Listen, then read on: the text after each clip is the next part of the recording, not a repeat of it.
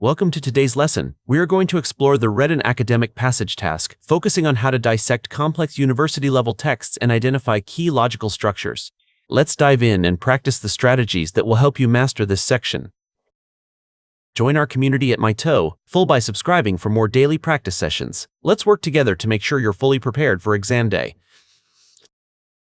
Before the audio begins, prepare yourself to identify if the speaker is asking for help or just making a statement.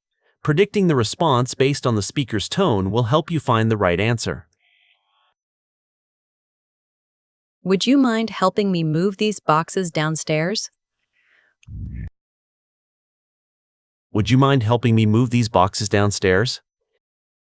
The speaker is making a polite request for assistance using the phrase, "Would you mind?"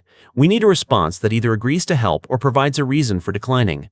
Let's listen to our options to find the best reply. Let's listen to option A.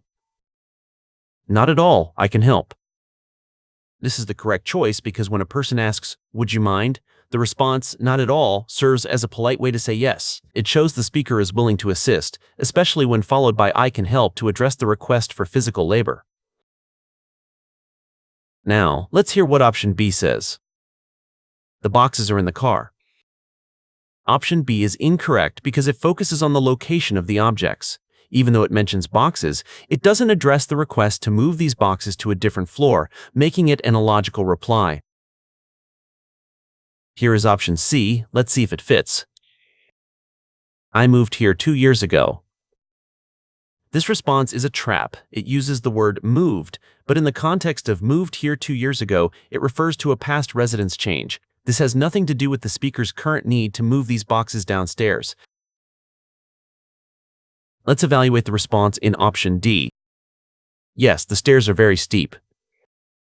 While this option mentions the stairs, which relates to the speaker's mention of downstairs, it is merely an observation. It fails to actually answer the request for help, leaving the speaker's question unresolved. Therefore, the best response is option A, because it correctly uses the negative response to a mind question to indicate agreement. To succeed in this task, always focus on the functional intent of the speaker's words rather than just matching vocabulary. Watch out for distractors that repeat words from the stimulus but change the context or ignore the actual question.